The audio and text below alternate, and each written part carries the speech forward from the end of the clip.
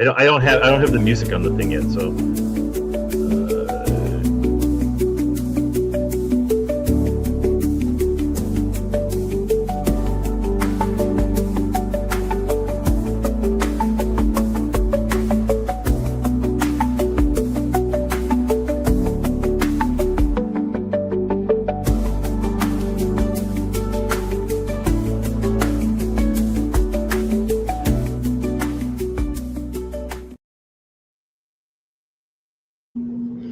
Hey, welcome to the 12 Cent Treehouse with a abbreviated cast tonight. I'm Sean McLaughlin, writer, producer, animation, live action, and stuff. I'd like to say my video Last Night of the Twilight has just passed 103,000 views on YouTube, and I'm very proud of that. And joining me, as always, is the lovely and talented Scott Collins. Lovely, no, talented. Hi, I'm Scott Collins. I've worked on Flash and Marvel, DC, all sorts of stuff, and including, I should have this ready, Patra, which is available from where? Through Dark Horse Comics in digital or print material. So we are down two of our regulars this week. Jeff Johnson has some family obligations, and Stephen Jones is celebrating his allegiance to a different country. So we'll be discussing that with him personally. But today, the two of us, how would you like to talk about getting work in comics, TV, and film? Well, that's always a fun topic. Well, doesn't everybody ask you, like, how do you get started in that? How do you do that? Or can you draw a circle without just a freehand circle? Template. Yeah. That was the thing, yeah. It is one of those eternal questions because you always have newer fans coming in all the time, every year, that come up to shows or whatever else going on, and they want to know how to get in. It's funny to me that you get that question more of how do you break in versus how do you do this job. But yeah, that is like perennial question forevermore. What is the difference between, to you, what's the difference between how do you break in and how do you do this job? Because I never thought I would have a problem doing the job, and that was untrue. But well, actually, that was one of those things where when I went to the Kubert School, it was brought up. It was part of one of the lessons that we had in a class, but we didn't have a dedicated class to it. And in hindsight, maybe they do now. We kind of should have had back then, because what we're going to be talking about in the types of breaking in is really so much of, even if you can't necessarily sell yourself and be that kind of a businessman, you have to be able to have these connections with people that you're going to be working with. You have to show them that you're a level-headed person who's going to meet deadlines or do the job that's required or asked for, or be willing to work as a team so that when change happens and things go awry or whatnot, that you're willing to roll with the punches and still be part of the team and pinch in, even if it's not necessarily your favorite version of the solution to the problem. And they don't really interview for that. It's just like, they look at samples and say, yeah, let's give this guy or woman, let's give this person a shot. But they don't, I used to, it's interesting you said that, because when I used to teach college, I created a class and taught it called Business Performing Arts, which was, which wasn't just how you get a job, it's how you survive once you get out there. Yeah. Yeah.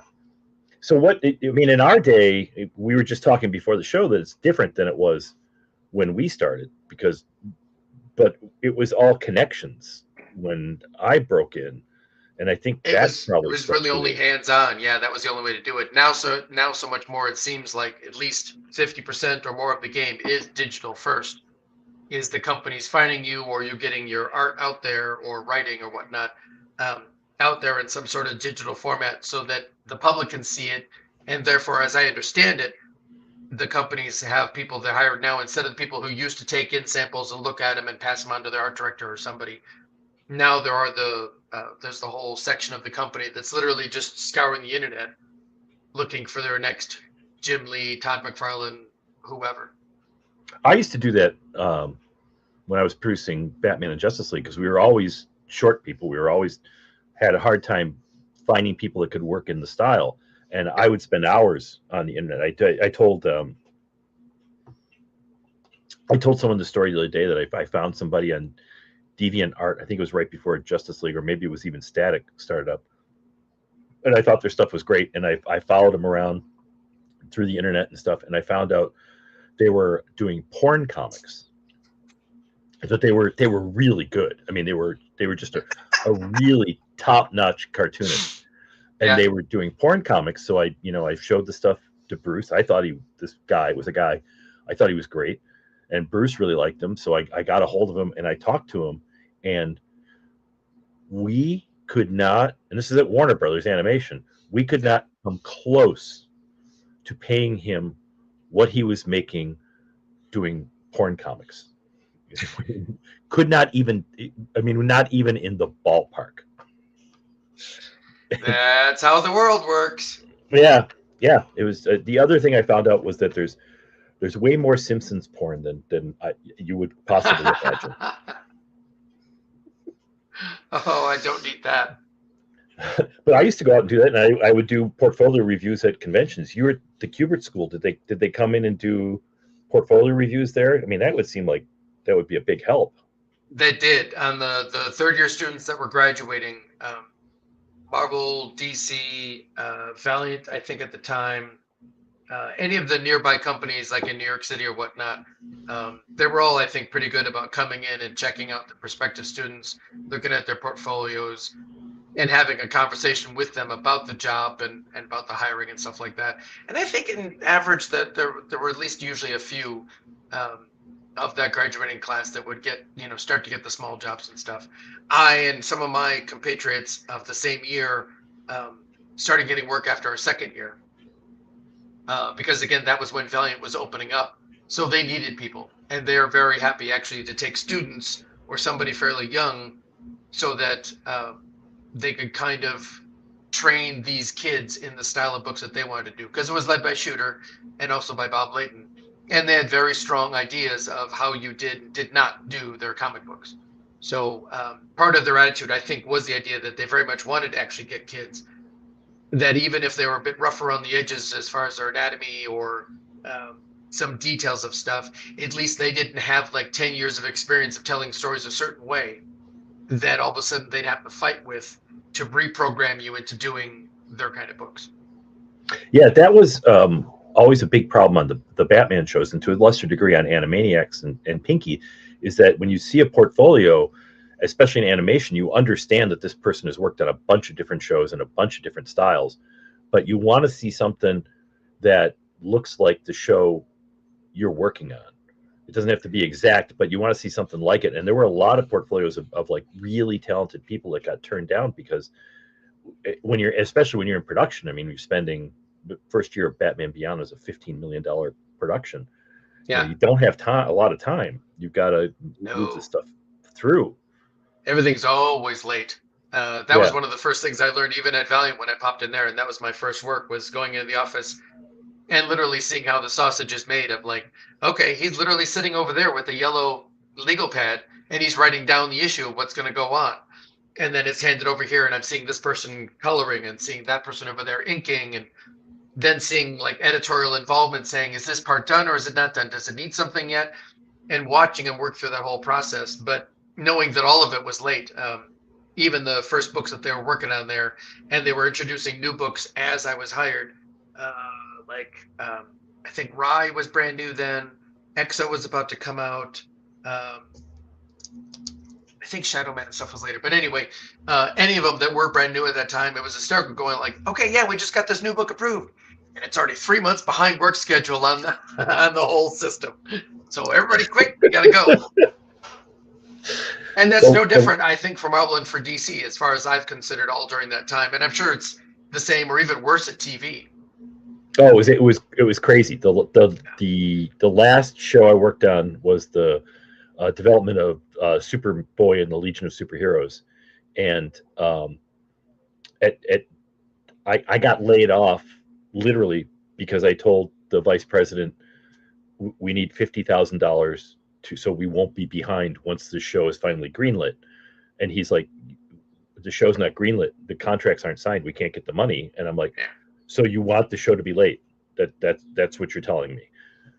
Yep. And you can't. And it's the second biggest entertainment company in the world, and you're telling me we can't find money for storyboard artists. I don't. I have trouble believing that.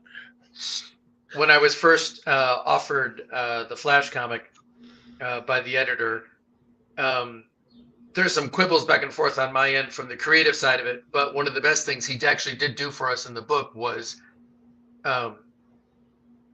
before, or as Jeff was signing on to Flash, the editor set up a 6-issue fill-in story before our run started. And it was a little bit kind of a hit and miss, I think, as well as a smart decision. But it led us into being like at least 4 months to sometimes being those 6 months ahead, because I wasn't slow either. And Jeff Johns, of course, wasn't slow. So once we got the job and we started running, we used to be the golden boys in the DC editorial Wednesday meeting when they were sharing around what all the books were doing and how late all the books were, as they usually were. Everybody was mad at us because we were 6 months ahead. I'd never had that before, where I'd literally finished, I think, 5 or 6 issues of Flash before the first issue hit the stands. So I was working in a vacuum for those 6 months going like, I don't know. And I've never had that before or since. You're working maybe 3 months ahead, and then you get feedback from fans or different people about what's going on with the book because it's already been published. Did you have any problem because of other things going on in the DC universe? Because I was a year ahead on Aquaman, and I had to go back and rewrite a bunch of stuff because different things had happened in crossovers and stuff like that, and I had to fix stuff so it fit the continuity. Nothing happened with me that way. Jeff was far enough ahead. So with the 6 months ahead that we were, then you got to think of you as writers that you're probably at least 6 months ahead on that with your arcs of what you're planning on in the next year and all those things. So I know there were a couple times he grumbled because there were DC crossovers. And if we would have both put up a fuss, I think we could have gotten out of them. Like there was a Joker crossover or something where everybody was getting Jokerized. But Jeff was willing to go with it within his plans, and I'm like, yeah, sure, why not? I mean, it can't hurt us as long as Jeff comes up with something decent enough within all of it. Roll with it. It can only help us, so roll with it. And ever since like 1965 of Marvel Comics now, it's always more fun for the fans when they see other people guest star, when they jump into the books and you see that crossover and everything. It just gives you that texture, like you actually feel like it's a real place to visit or a real place of people that we'd like to get to know. Again, I think that's a problem more in recent years where I don't think the crossovers and those things aren't as flexible and as fun as they used to be. Yeah, I was told to plan a Superman crossover in the first 10 issues, and I planned it, and then they scheduled, I think, Batman Returns at that time, and I was told to turn the Superman issue, which I had already written, into a Batman guest star, and I'm like, you that's like a whole different thing, right? You guys are familiar with these characters, I'm thinking. Literally yin versus yang. So is that your first professional gig, was the Valiant stuff? Yeah. Out of the Kubert School, some of my other fellow students had been hired, but they had hired as inkers and colorists and production guys in general while they were learning their skills within that job that they needed. Later on, some of them turned into pencilers, some of them turned into writers and other things too. But Valiant talked to those guys that were hired, and it was because this is part of the getting hired stuff that we can talk about.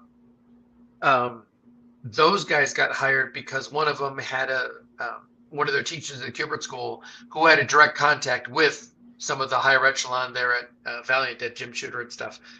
And somewhere in that contact, I think Jose Delbo was the teacher.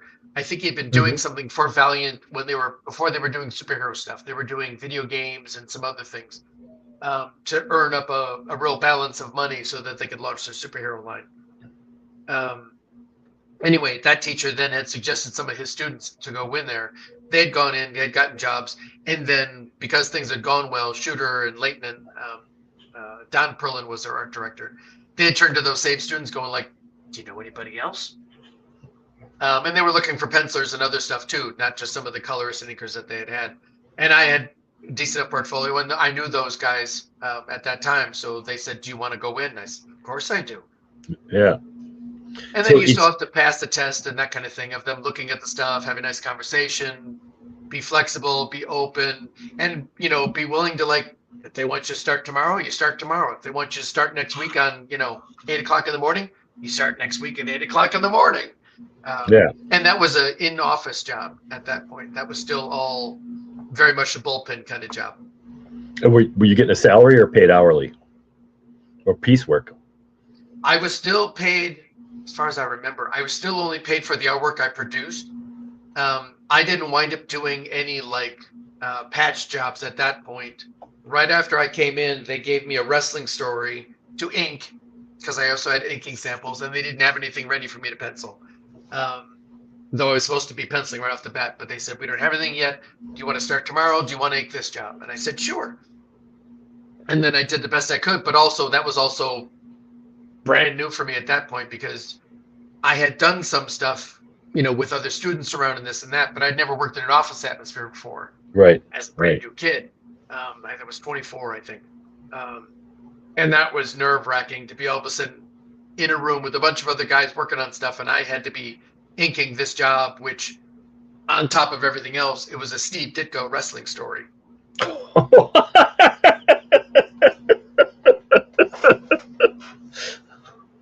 So yeah, there was a lot of sweating going on when I was inking that stuff.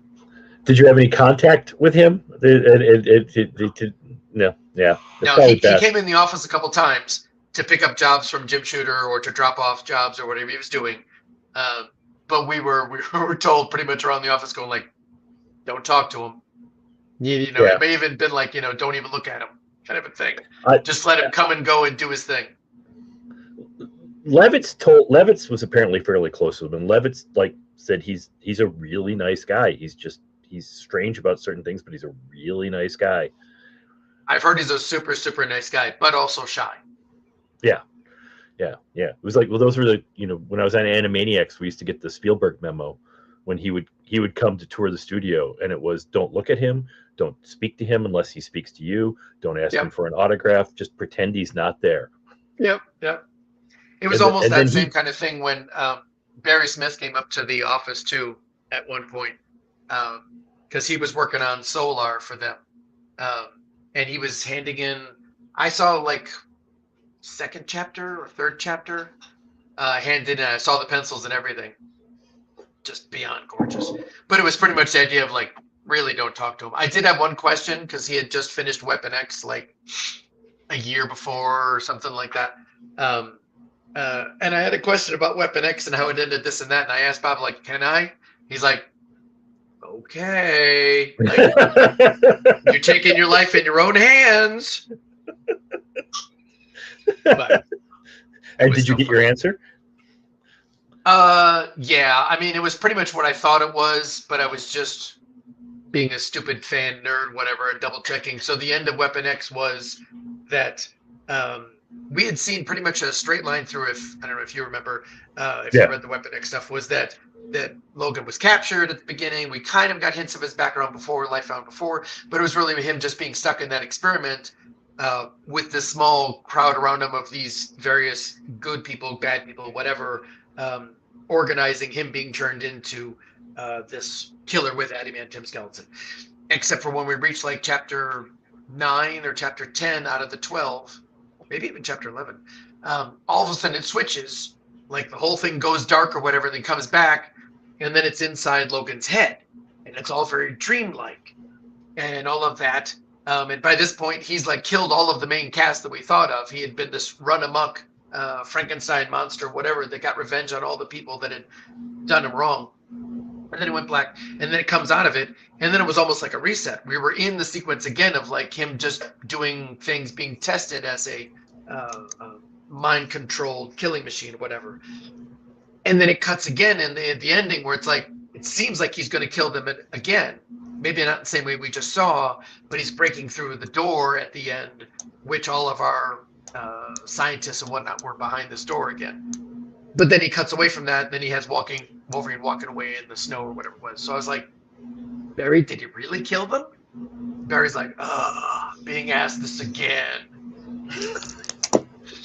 But he said, yes, he killed them. That's what it meant. I'm like, okay, cool. Thank you. Love it. Move on. So we were talking about people that we knew, and like you were at the Kubert school and stuff. How important is a network? Because I don't know how to break. I mean, I feel like I've broken in like 3 times, and it's been luck every single time. Yep. You know, which is another skill and thing that people should learn is you don't just break in once. I don't know anybody that's broken in once. At some point, your career is going to hit a snag on your own, or because of all the things around you and the company changes or something like that, and you're almost going to feel like you need to break in again. One of the first times I met this other professional at a convention. A guy that I'd known around, but I'd never met him or whatever. We finally met, and he's like, "Oh, you're Scott Collins," and he's like, "You've had this great career," and I'm like, "Are you kidding? I think I'm on my second time breaking in. I don't know what you're talking about." So yeah, it's something that happens all the time. But to your point about the connections, absolutely, connections are absolutely key. You could have the best portfolio in the world, and if you have no connections, good luck. Yeah. Do they still do? Because I used to do portfolio reviews at conventions. Do they still do that? Last I heard, they still do at the bigger conventions, the ones that Marvel, DC, whatever show up to. But it's even tougher than it used to be. Like you just had to wait in line before when you would go into shows. And you might have to wait 10, 50 people or something crazy, but nothing too bad. Now, as I understand it, there's a lottery. You put your name in for a lottery. They pull out however many they think they can get through and see if they pick your name. That's so I was a comic for a while in LA stand up, and I stopped doing it because that's how you get your initial stage time. You go to the Laugh Factory at noon. Yeah. They give you a number. The number goes in a hat. You come back at 3 p.m. They pull those numbers. Those numbers go on that night, and then you show up at 8, and maybe you go on and maybe you don't. But it's not like you're not getting the best. You're getting the ones who are patient. You were lucky to get a standby flight. Yep. Which, I mean, that's part of the gig. I mean, in kind of ways, it's what it was when we broke in during our time anyway, was, like when I walked into Valiant, they didn't have the penciling job for me. They said, "Do you want to ink this?" I could have said no. I could have been an idiot and been like, "Oh, no, I'm only going to pencil." Of course not.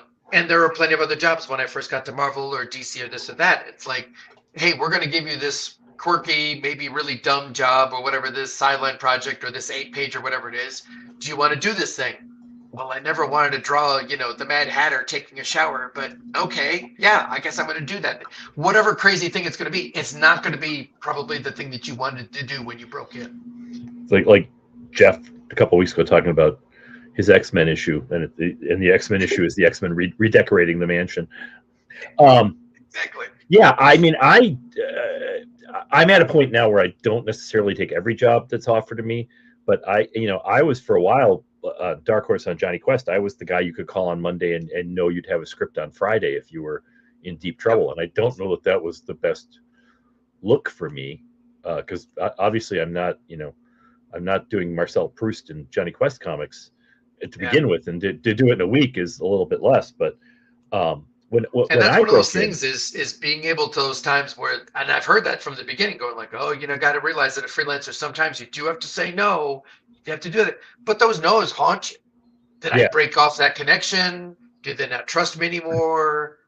Was that my moment to make the connection here, to go over there, to go over there? It's like this giant chess match of am I going to get to this over here by doing these rounds? And once you live through any of this stuff going on, you'll see it's like, oh yeah, well, I only met this job because I met this guy, and then that job led to that guy, and then yes, I wound up on the Flash, or you wind up on whatever book, Marvel Team Up or Avengers or whatever it is. That's like a crapshoot how you got there. Yep. I used to. I mean, to me, it's what you're balancing is, do I want to do this job, which will make me a connection and will get me a little bit of money, but I could very well be doing subpar work on this, and then that's what they're going to know me for. Or if I turn it down, are they going to know me as the guy who, well, we offered him work and he didn't take it? Yep. That is the conundrum for freelancers most of the time, is taking the work. Can I make the best out of that job, even though it's not the job I thought it was going to be, or whichever? Can I get it done on time for the time frame they need it to do? And can I knock their socks off even if this was like the total like left turn job that you never expected kind of a deal. I always tried to pride myself on thinking that I would kept my style open enough so that I could do different things. And I was one of those fans myself where I like Doctor Strange, I like Superman, I like, Wildcat, I like Iron Man, whatever it would be, all sorts of different genres within what we were working in. So I thought most of those would always work. After you get in, then you find people pigeonholing you really quickly. So they're going like, oh, he's just the Flash guy. He's just the Batman Beyond writer, whatever it would be. Yeah. Yeah, I mean, I was kind of lucky. I came in at the tail end of Over the Transom writing stuff, and I submitted an article to Amazing Heroes, there you go. They published, and then the editor of Amazing Heroes wound up becoming an editor at DC. There it is. And enough people dropped out of writing Aquaman, which in 1990 was not a plum assignment. Was He Talks to Fish, and that was lucky because like there were a whole bunch of big name people, including a couple of really big name writer artists who were told, we're in the Bake Off, and one lost the job because they didn't have a telephone, and nobody wanted to call the general store down the street to get a hold of them. I've heard of a few people like that just stun you, going like, really? Your number is the bar at the end of your street. That's how we contact you?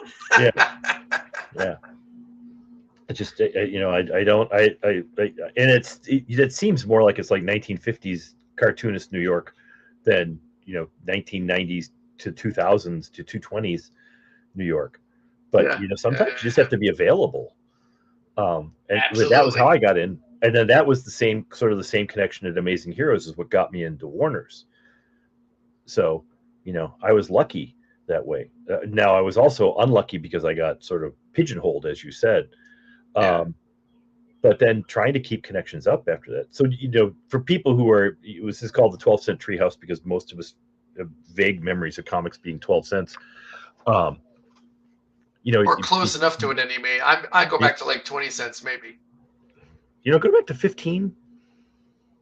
I got books, I would get the back issues that were that much, but no. Okay. When I was buying comic books, they were like, it might have been 20 cents. What I really remember was that big little, Marvel would do that thing saying, still 25 cents. Yes. Yeah, it was awesome. Those price wars were hilarious and awesome. Yeah. But then you have to keep in touch with people and back like right before I got in, everybody had to live in New York, period, or in close to New York, period. That's it. Yep. Writer, artist, nothing. There were exceptions like 13-year-old Jim Shooter who's mailing in layout scripts from Columbus, Ohio, or something. Pennsylvania, I think. Yeah. Yeah, but for the most part, everybody had to live in New York. But now, so everybody knew each other, and you were in each other's, parent play groups, and you went to the same bars and stuff, and that doesn't happen anymore. It happens, I think, a little bit, but you're right. I mean, it's much more spread out, and people in other countries now and all that kind of stuff. So I think most of it turned into where, yes, when I was up at Marvel and I was in the East Coast, that was the deal, was that you would try and hang out as much as you could with everybody doing whatever it was, so that you were, so they knew who you were, they trusted you, and then when there was something available that they needed somebody, and then you could get your foot in the door of that office or whatever it was. I think it's just one of those things that's transferred mostly anyway to, digital or to phones or whatnot, doing stuff like by the time I was in on Flash or anything later, the Keith Giffen stuff later on with Blue Beetle or Larfleeze and stuff, then we would just talk on the phone all the time. Yeah. While I was working with those guys as teams on the books, we would literally talk almost every day, Monday through Friday, and then sometimes on the weekend, depending if there was a deadline or something going on. But we would always check in. And then even after times, when we weren't directly working on a project at that moment, for years or whatnot, after, we'd still probably talk at least like once a week or so. And that's part of the deal, I think, of the job, is that, you still try and keep as many of those connections going on for your coworkers that are making the books, but then also obviously for as many editors as you can. And that's actually, we were talking about this before we started, that is one of my weak parts of my business acumen or whatever of getting along. I've gotten along plenty enough times on luck and stuff, but I'd do better if I was much better at making connections with editors and keeping those connections and keep making new ones, which is the difficult thing, because Yes. as what happens with any of us lasting longer than 10 years or 5 years in this business, editors change out, presidents change out as much as anybody else, writers, artists, everybody changes out. So 3-5 years after you've broken in, half of your connections will be gone. Yeah, and they're not just moving to a different company, they're leaving the business. They're going someplace completely different. And then you're lost, and then in a way you sort of become old news because they want their stable. I've heard of a couple like really legendary names lately who have pitched projects at Marvel and DC and have gotten like, why would we want to hire you? And they're people who are, you should definitely want to hire them. So yeah, I mean, except for they're looking for that fresh new take or whatever. I mean, I don't know which way to get around that. The only other thing that we've talked about more that you've done your Twilight, and you're working with Jeff on some projects, and I'm working on more and more projects where, we worked more in creator-owned stuff. This past way was creator-owned, and then Patra stuff was creator-owned too, because that way, all of our skill sets that we've honed all these years are in some ways being rewarded with all of the knowledge that we've accumulated by this point. Whereas in some ways by the bigger companies, that added knowledge that we have at this point isn't necessarily an advantage for them. Partially because, like you said too before we started, that most of the companies went all to that direct market. And then some of that became name value. So then the stores recognize your name, and then it either becomes a good recognition of your name or it becomes a bad recognition of your name. And then before they even know it, they're looking at this latest issue by Sean McLaughlin and Scott Collins going like, oh, we can only sell this much of this because this is what we sold before. And sometimes I sympathize with stores a lot because I know what they're doing is really, really tough. But that putting people in boxes like that and not them just going by the material and actually then trying to sell the book gets really annoying. I'm just like, what, should I change my name every like 5 years? Next year I'll be called Bob Rock Comics. Yeah, I'm going to change my name and start speaking with a British accent. I think that'll guarantee me a couple of Eisner Awards. There you go. What about conventions and stuff as places to meet people and socialize and stuff? Because I haven't been in years. So does that work or does it work against you, do you think? I think it still can. And again, it's not the thing that I'm always the best at, but I still do see a lot of people of around my generation that have been working in business for a while. They talk about and seem to do a fair amount of, going out to dinners and chatting with people and keeping contact and seeing what's going on, what's not going on, or any sort of problems coming ahead. And then even more so, I think with the younger generation that have just broken in, they're very much doing that. I mean, they're doing it a lot online, but then I think they're also very happy for the convention season, kind of like we used to as well, where you can have all the connections you want as far as on the phone or Zooming or whatever else going on, but it's a completely different feel when you're at the same table and you're sharing a drink or any of those things going on. There's a whole different kind of camaraderie that can build up with all that and levels of trust. Well, they see you as a person as opposed to just the guy who's late on a script or story or a board or something like that. Yeah. So what makes you realize that you have to break in again? Because it took a while for it to hit me that my past credits meant nothing. It was usually just as simple enough to me that the one office I was working for or something like that all of a sudden moved on. And again, it's not necessarily where you have to learn this business that often these decisions really are not based on you. They're not pointed at you as some sort of vindictive thing. There are going to be changes going on because this is publishing, this is entertainment. So entertainment constantly has to change, constantly has to seem like it's growing or whatever else it's going to do to be fresh and get news attention or whatever they're going to do. So there are constant changes going on. When I was on Legion of Superheroes, when I was on Avengers, there's got to be other books too in there where I'd be on it for 6 months or a year, and I think everything's going great. And I'm getting great feedback from the editorial department saying you're doing good work or whatever it is. We really like what's going on. The only way in the old days that I could tell that it was really good and what was going on was that if there was a change going on, they go, okay, this is changing. We don't have this bucket here for you, but we've got these other buckets on the side. We have some jobs for you on the side, or we have this other book. What would you think about trying this instead, kind of a thing? And that's just going to happen. So that's where I know sometimes when all of a sudden things haven't worked out is that even though the editor may have tried, there are times when the editor is going to realize, going like, I can't keep bringing you up in meetings. That's now coming off like it is favoritism or some sort of other thing going on, and that I'm not just promoting you because you're doing great work. You have to make the other connection, so it's not just Steve promoting you at the meetings. That you get Karen, you get Sean, you get whoever at these different meetings going like, hey, I think this guy would be great at doing this book or this, different things going on. So it's kind of like, I mean, and modern corporations work like this a lot, where they don't want someone hanging around for 30 years working for the same big corporation.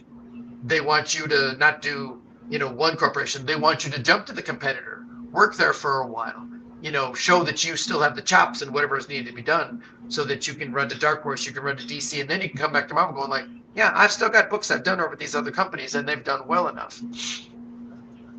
That's what you just not exactly about the topic we're talking about, but you really hit me with something when you talked about stores looking at stuff and saying, well, this person has sold us this many books, so that we're only going to order this or fewer. And it's such a misunderstanding of what entertainment is about, and I scream this forever, is that the audience doesn't know what they want until they see it.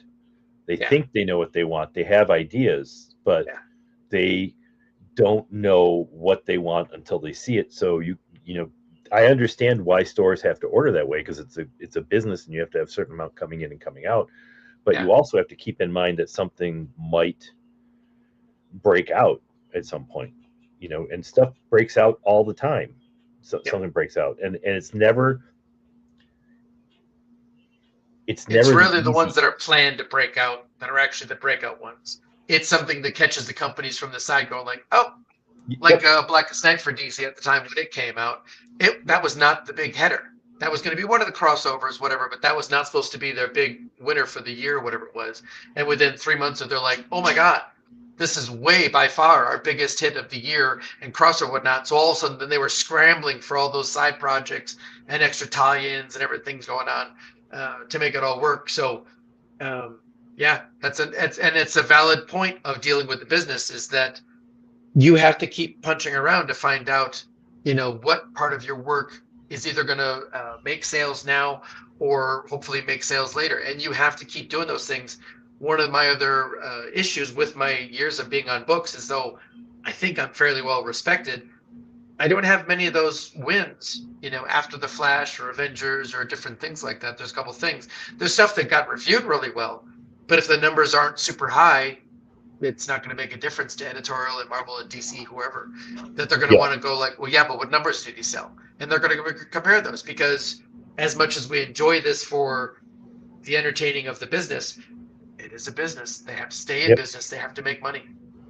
Yep. And part of, I think, looking for new talent is also looking for less expensive talent. Well, that might not be so true anymore, because they're closer with the dollar than they were in the past. And I know in Hollywood it's the same, that it's you start looking for younger talent because they're less expensive. There's a bunch of that.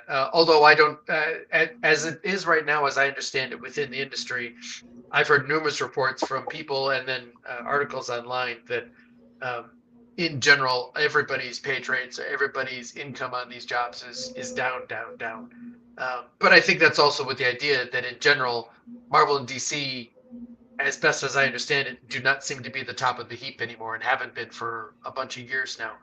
Scholastic sells 100 to 1 compared to Marvel DC, and even manga in America still, as I understand it, sells some 10 to 1 in odds. Now, the Absolute Line or different things that all of a sudden break out do really well again.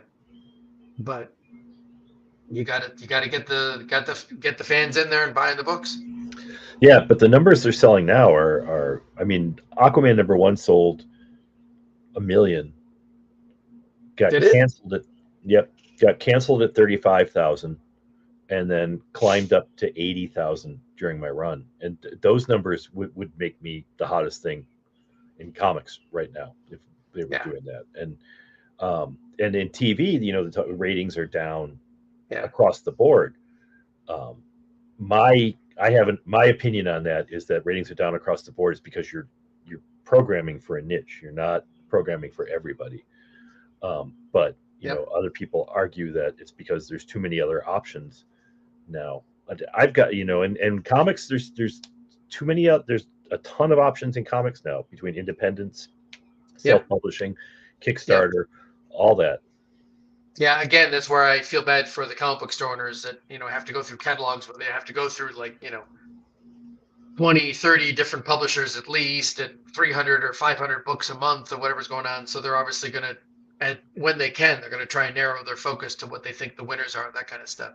But yeah, I mean, I think it's one of those deadly viruses of seeking the money in those things where it becomes that narrow focus of stuff where for a while, it was a standard kind of comment going around of like, well, how many Batman books is DC going to publish every month?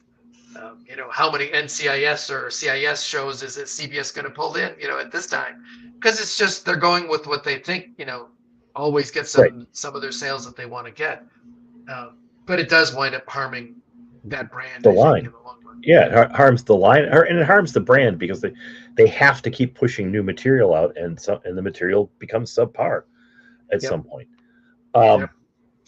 Which also I have a little bit of a controversial take on the fact that I don't like all the fact that they keep making new versions of their same characters a lot of times. Sometimes, sure, you can, but they do it way too often with way too many characters so that I'm like, yeah, okay, well, you're touting Dr. Doom right now in this or whatever other character going on. But if you look through the last 5 years of those comic books with this whatever character popping into it, that character is going to look massively different every time.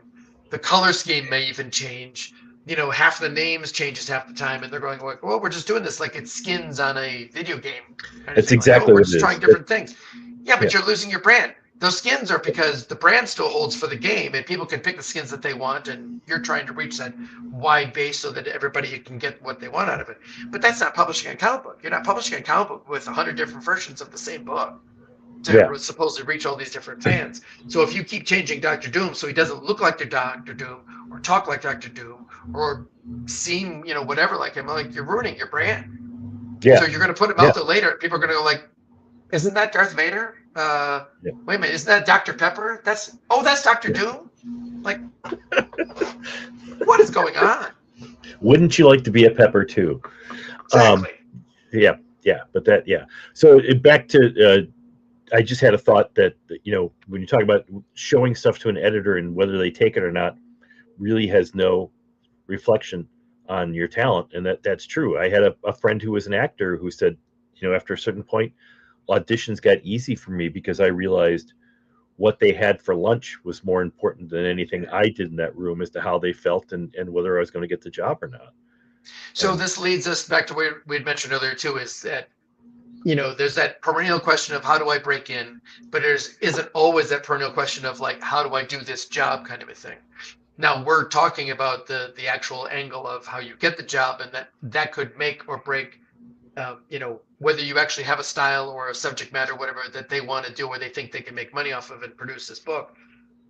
That doesn't excuse the part where the person needs to actually know how to do the job, penciling, writing, whatever it is, that they need to know the ins and outs well enough so that they can bring that to the table to then have this, roller coaster, roll your dice chance of whether or not you're going to get this job. And there are people that get the job sometimes that don't know how to do the job. And then sometimes they last 6 months in the industry and are gone because they can't hack it. They actually don't improve the things that were kind of cute when they first started, that were these little mistakes that were the anchor was saving or this or that. After a while get real tired because you can't draw the feet or you can't draw cars or whatever it is. Well, and you how to do it. Yeah, you have to impress on people coming in that There are so many people lined up who want to get in here that if you don't hit the ground running, if you aren't there early and stay late, there's going to be somebody else who's going to take it. And that doesn't mean let yourself be taken advantage of, but it means do the work and don't, be grateful for it. I was a very ungrateful writer because I thought I knew better. And I did, but I was. Don't we all? Yeah. Yeah. In fact, when I get portfolio reviews nowadays, I make a point out of refraining of talking about style, because I'm like, your stock could be in today, out tomorrow. I have no idea, whatever else. All I really want to talk about is the basic principles of what you're going on here, and whether or not I even think that it's something that could pertain to. And I always ask him, it's like, well, where do you want to work? What do you want to do? Because that's what I'll have to gear my my review on, is what you want to do. If you've got Howard the Duck in mind, or if you've got Daffy Duck or whatever's going on, if you tell me you want to work for DC Comics, well, I'm going to tell you no right away. You have to have the right material for the right project going on or whatever. So I keep it to storytelling or basic premise of, does this whole thing flow or work, whatnot, versus, do you have a Jim Lee style, or do you have a Todd McFarlane style, whatever it would be. Yeah. And they do.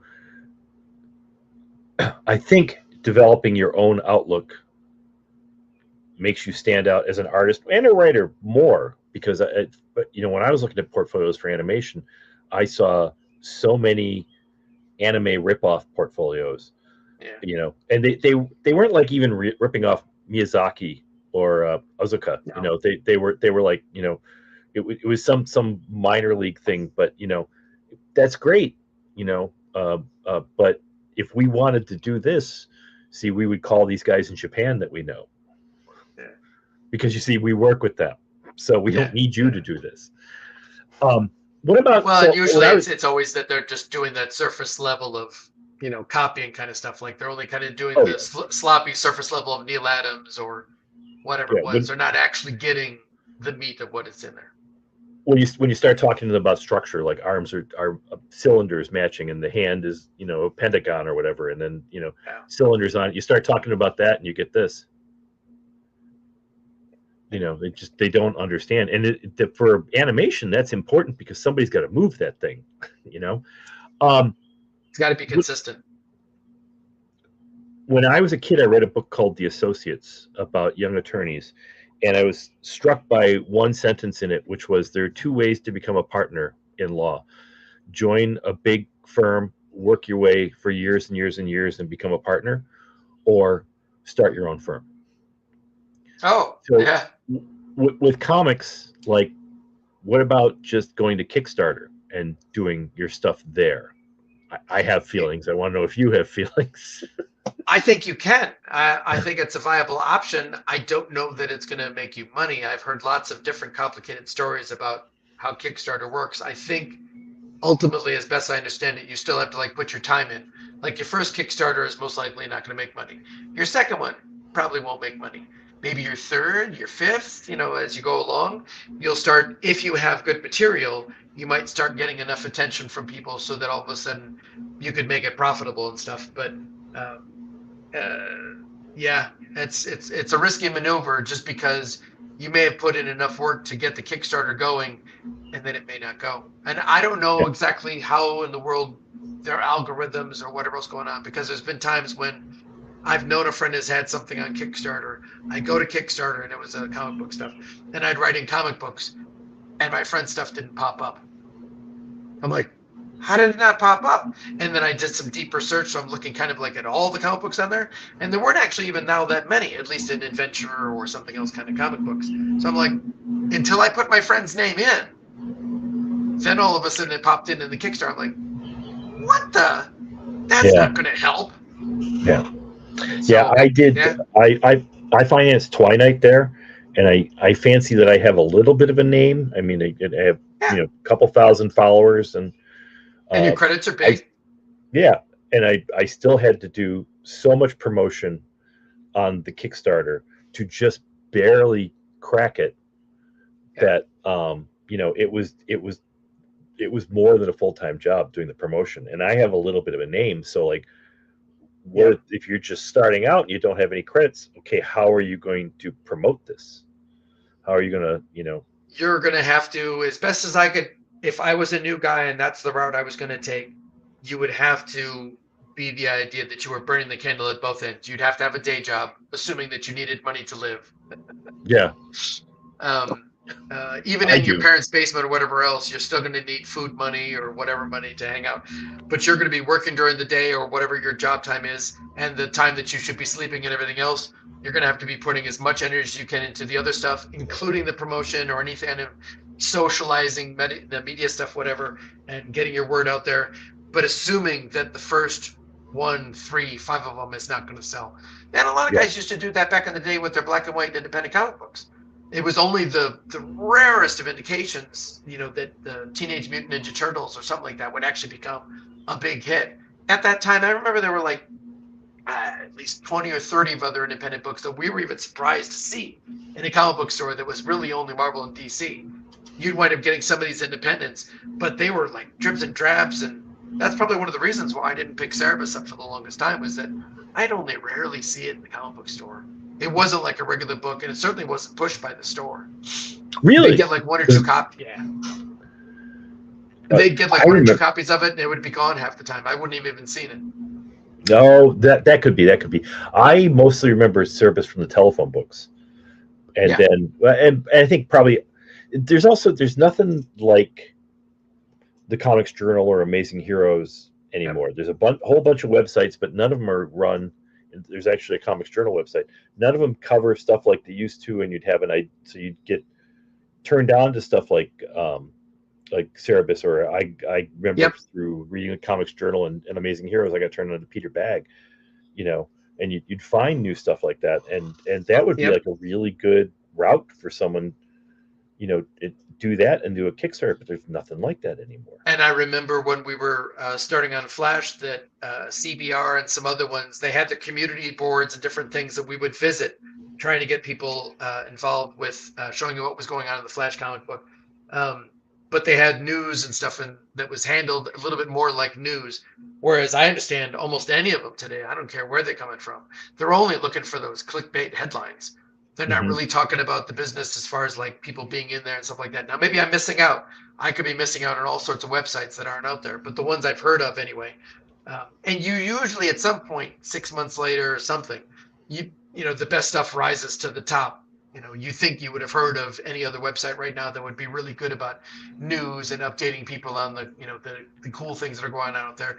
But most of what I know, it's still word of mouth. Like my son even showed me, about a year ago, there was a book that was called Beneath the Trees. I think all the 6 issues that had already come out, and like the trade was coming out or something like that. So I wanted to pick up the trade, but it was word of mouth. He heard it from friends. Some of it, I think, was on YouTube. He was looking up different things about comic books on YouTube, and I think that's where he found it. But yeah, it's still word of mouth is like the number one way to work it there, and sometimes that is just slow as molasses. Yep. It was really hard for me doing that Kickstarter, and it's been almost as much work when I finally put it on YouTube after did its festivals run. Well, then there's doing a festival run, and there's paying for festivals and getting copies out and stuff like that, and then putting it up on YouTube. I still had to do a ton of promotion to get. And there's a bunch of that, even with the getting the stuff from Dark Horse or whatever that I've done, getting that into stores and hopefully getting it somewhere. I've heard from stores for a long time now that any of those independent books that are out there, and it almost runs through them these days. Fans really will come in going like, okay, I want to check out the latest version of Doodad comic books, but they're like, oh, but this brand new one that's come out, it doesn't have 5 trades. It's only got its first trade out. I'll wait and see. And they wait for the 3rd, 5th, 7th trade to come out, and then they go, oh, it's got 7 trades out?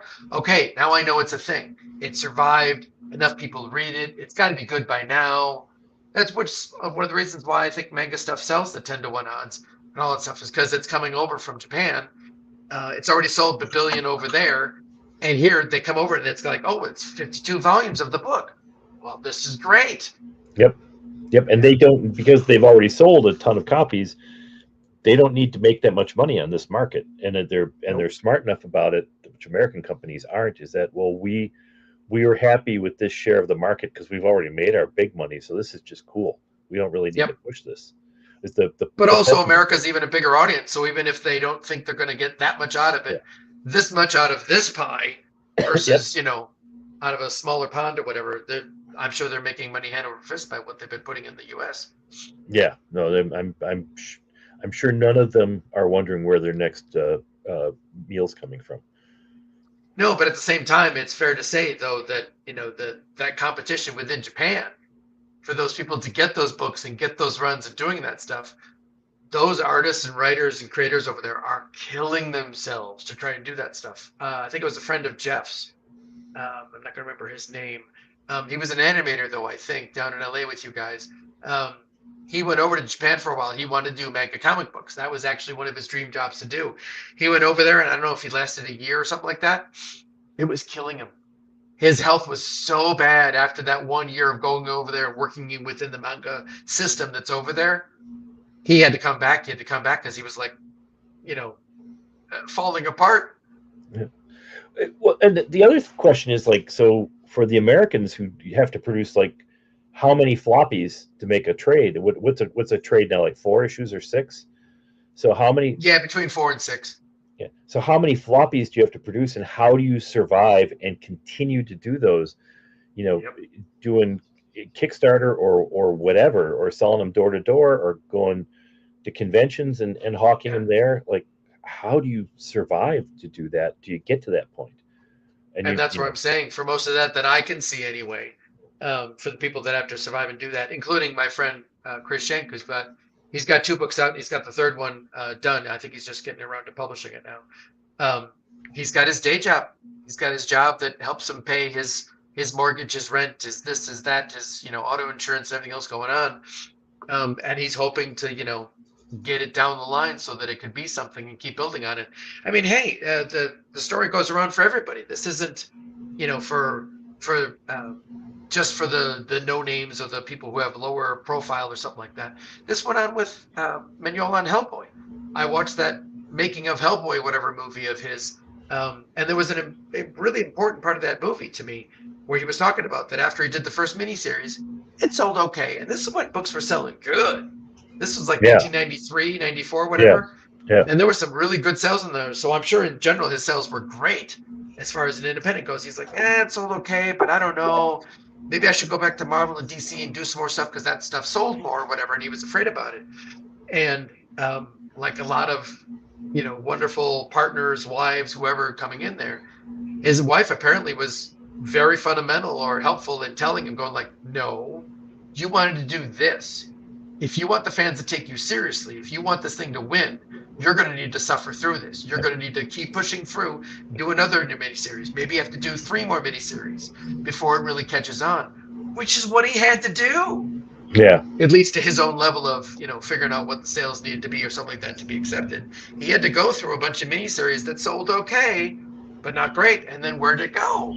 It went through the roof, but he had to stick around. Yeah. Yeah, that's and that's hard. I mean, you know, I don't think people outside who want to get into any of these businesses, especially like acting now, like there's no middle class of actors anymore. Done. Right. There's really rich actors and everybody else. There's you know, that's gone. And comics, comedians too. There's no middle class of comedians. But until you do it, you don't know how hard it is to be see all your classmates and the people you know settling down, getting jobs. Yeah. You know, I like to think they're leading lives of quiet desperation, but you know, they're quiet. You know, and you still have to slug away at stuff like this and drive an old car and, you know, shop at Goodwill. That's all the periphery stuff around you that you have to deal with, which is hard enough. But there is just the idea of like getting to this page, getting to this one, struggling through. Did I make the right choices to lead to this page and the next page and the next page and on and on? There were points on Patra. There were points when I was working on Adam, point 3. Even there were some tough moments on Pastaways at the beginning where, and I was, you know, a good 10, 15 year, whatever veteran by that point that I was working on those books, I was still pulling my hair out, because that's the other end of it, is that that we've talked about sometimes, I think even on the show, but I know Jeff and I have talked about a lot, where not that we took it for granted, I don't think, but when we were working on Spider-Man, when we're working on Batman, when we're working on all these things that have been around for 30, 50, 100 years, whatever it's been, we pick out our favorites or different things, or we learn a new topic. Like, honestly, when I was on Flash, I knew some Flash stuff, but I did a lot of Flash research after I got on board. But you're dealing with all this material going like, okay, I'm going to be like Alex Ross. I'm going to take that mask out of this thing, and I'm going to use that kind of boots and this thing over here and this power effect and whatever's going on, and I'm going to make my own version of whatever this good pie is, and present it as that. But you're still working off of those things. You're getting the Kirby machinery handed to you, or John Buscema horses, or whatever it is that you're going to wind up drawing, right? And building off of that to build your own monster. But on stuff like this, or different things where you're almost starting from scratch, or you're trying to make sure, in some ways, you're trying the most that you can from scratch. Obviously, there's been robots before. There may have been robot cowboys and different things. But Chris is trying to develop his own version of that recipe. Right. With all that stuff. Doing that honestly and pushing it through like I did on all those books, there were times I was in tears. I was like slamming my head against the drawing board, literally going, what am I doing? This doesn't seem to be working. Or, the last 6 pages worked and now this page sucks. What? That frustration of dealing with that and not stopping, but making it through to the end of the job or to the next job or whatever it is going on with it. Man, anybody I meet nowadays who can do that stuff and still have their sanity and still be able to present themselves as a human being, I know it's nothing to the really, the real veterans out there, but for us being veterans in the business in that sense, man, you get full stripes from me. You can do that. You're not just doing Spider-Man for Marvel or whatever else and just doing the same old. You get huge props from me when you can actually make your own book. Yeah. It's a privilege, I think, and especially Chris and you guys who can write and draw. It's you've earned that, the right to do that, and there aren't many people who can do that. I read Citizen Cold again this week, and it was a lot of fun, and that's yours, Cool. Well, we're a little over now. I see that. I hope folks learn. Blah, blah, blah. I hope folks learn something and we're entertained. And we'll be back next week. Jeff will be back with us, and we'll see if we can rescue Steve from the clutches of Ruritania. Hopefully, we'll get Mr. Jones as well. Yes. All right. Take care. Thanks, everybody. Thank you. Good night.